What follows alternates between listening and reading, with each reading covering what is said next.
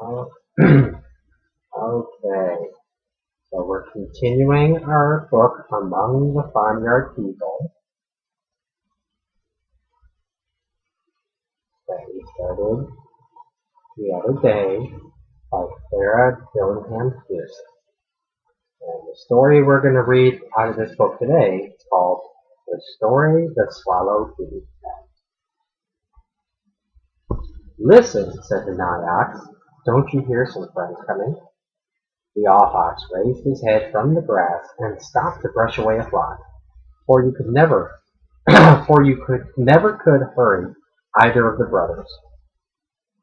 I don't hear any footfalls, said he. You should listen for wings, not feet, said the Nigh-Ox, and for voices too.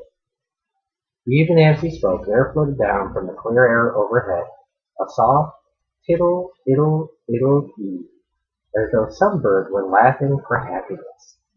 There was not a cloud in the sky, and the meadow was covered with thousands and thousands of green grass blades, each so small and tender, and yet together making a most beautiful carpet for the feet of the farmyard people, and offering them sweet and juicy food after the winter fare of hay and grain. Truly, it was a day to make one laugh aloud for joy. The adder tasseled, fluttered, and danced in the spring breeze, while the smallest and shyest of the willow pussies crept from the little brown houses on the branches to grow in the sunshine. See the picture of the swallows flying through the trees? Probably can't see it on the video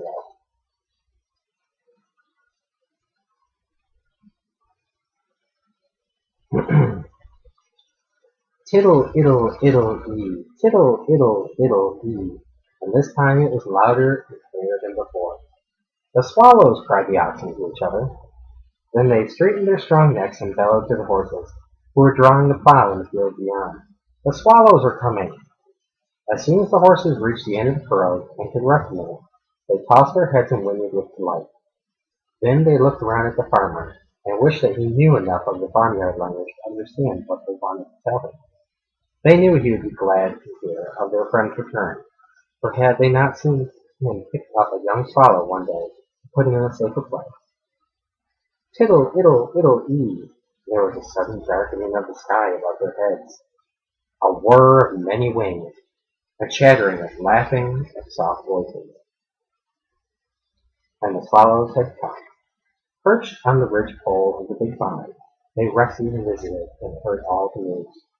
The doves were there, walking up and down the sloping sides of the roof, and cooing to each other about the simple things of everyday life. You know the doves stay at home all winter, and so it makes a great change when their neighbors, the swallows, return. They are firm friends in spite of their very different ways of living. There was never a dove who would be a swallow if he could, yet the plump, quiet gray and white doves dearly love the dashing swallows. And happy is the squaw who can get a swallow to tell him stories of the great world. Isn't it good to be home, home, home, sang one swallow. I never set my claws on another ridgepole as comfortable as this. I'm going to look at my old nest, said the young swallow, as she suddenly flew down to the eaves. I think I'll go too, said another young swallow, springing away from his perch. He was a handsome fellow, with a glistening dark blue head and back, a long forked tail which showed a white stripe on the underside, a rich buff vest, and a deep blue collar, all of the finest feathers. He loved the young swallow whom he was following, and he wanted to tell her so.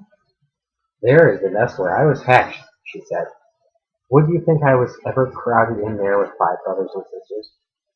It was a comfortable nest, too, before the winter winds and snow wore it away.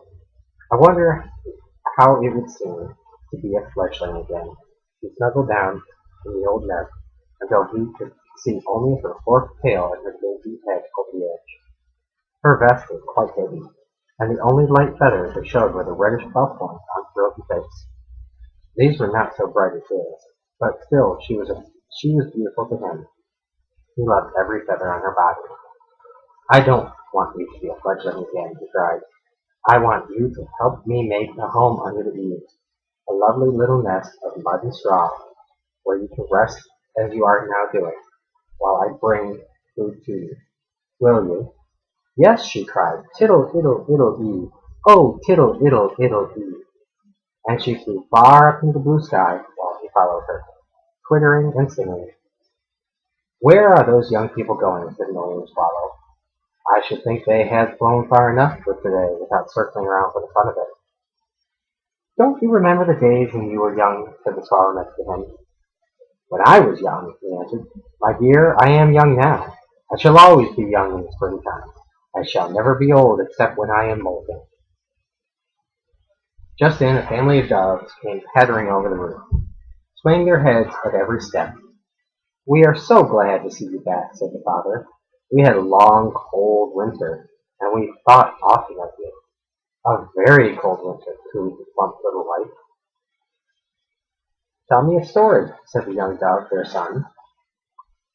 "Hush, hush," said the father dove. "This is our son," he added, "and this is his sister. We think them quite a pair. Our last brood, you know." "Tell us a story," said the young dove again. "Hush, dear, you mustn't tease the swallow," said his mother. "They are so fond of stories," she cooed, "and they have heard that your family are great travelers." "But I want him to tell us a story," said the young dove. "I think he might." This made the swallow feel very uncomfortable, for he could see that the children had been badly brought up, and he did not want to tell a story just then.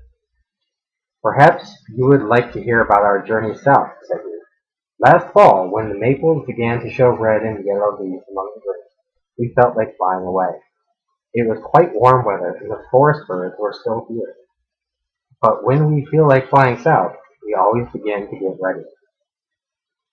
"I never feel like flying south," said the young dove. "I don't see why you should." "This is because I am a swallow and you are a farmyard dove.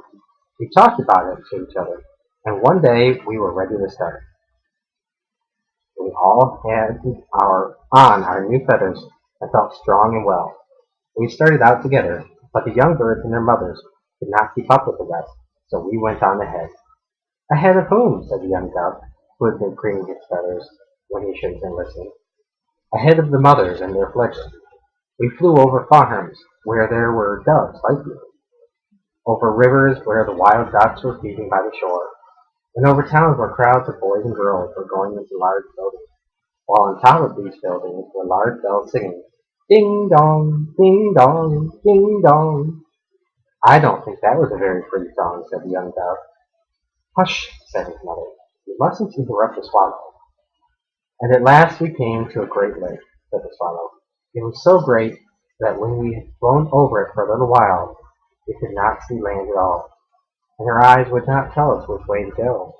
And we just went on as birds must in such places, flying as we felt we ought, not stopping to ask why or to wonder if we were right. Of course, we swallows never stop to eat, for we catch our food as we fly, but we did sometimes stop to rest. Just after we had crossed this great lake, we alighted. It was then that a very queer thing happened, and this is really the story that I started to tell." "Oh," said the young dove to his sister, "how very exciting! But wait just a minute while we peep over the edge of the roof and see what the farmers did." And before anybody could say a word, they had pattered away to look. The birds who were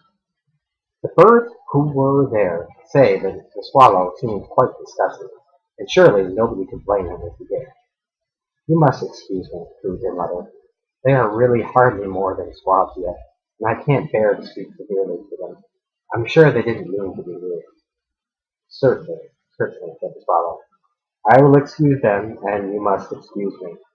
I wish to see a few of my old friends before the sun goes down. Good afternoon." And he started away. The young doves came pattering back, swaying their heads as they walked. "Why, where is the swallow?" they cried. "What made him go away? Right at the best part of the story, too. We don't see why folks are so disagreeable. People never are as nice to us as they are to other young doves." "Hush," said their mother. "You mustn't talk in that way. Fly off for something to eat, and never mind the rest of the story." When they were gone, she said to her husband, "I wonder if they did hurt the swallow's feelings. But then, they are so young, hardly more than squabs." She forgot that even squabs should be thoughtful of others, that no dove ever amounts to anything unless he begins in the right way as a squab. The the end. What do you think that story meant? Yes, what is and the fact that Vivian, what do you think the story meant? What do you think the lesson in the story is? good. What do you think the lesson in the story is? Stop, look, listen, think. What was the lesson in the story? What the wrong said? Why do you think the baby doves were acting good or bad? Why were they acting bad? Because they were crying. They weren't crying. Were you listening to the story at all? Mm-hmm. Oh. You were. It doesn't sound like you were listening. The point that the story was trying to make is that you have to be thoughtful and pay attention to your elders. Not the camera.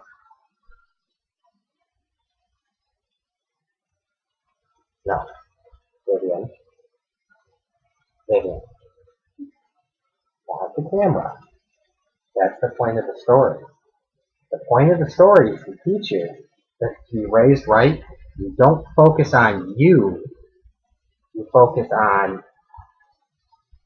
other people. Okay? So, those doves weren't being good because the swallow was trying to tell them a story and they weren't paying attention. And so, look at Daddy. And so the swallow wasn't happy with them. That made him very upset because they were being so rude and not paying attention to what he was saying after they asked him to read them a story or to tell them a story. Kind of like you're doing the daddy right. And you know what the swallow did? What did he do? He went away. Yeah, he stopped telling them a story because they weren't paying attention. You have to treat everyone the way you want to be treated. Okay? So what should the ducks have done? Right, they should have been quiet. What else should they have done? Listen. Yes, they should have listened. That's right. And then the doves would grow up from squabs to be good doves. It's just like with people. If as a kid you don't stop, look, listen, and think, and respect what people tell you, and actually pay attention to them, like you're supposed to be doing for daddy, you're supposed to be paying attention. If you don't pay attention, then you're not going to grow up very well, are you? Oh, and that's what the point of the story is. So, next time we read the story together, what are you going to do? Listen. And you're not going to fidget and try to get attention from the camera or anything like that. You're going to listen to the story and try reading the words. Mm-hmm. So this is a pretty good story for the way you're behaving right now, huh? Yeah. Yeah. All right. All done? Yeah. Are you ready for bed? No. Well, you got a little bit of time left before bed, but not long.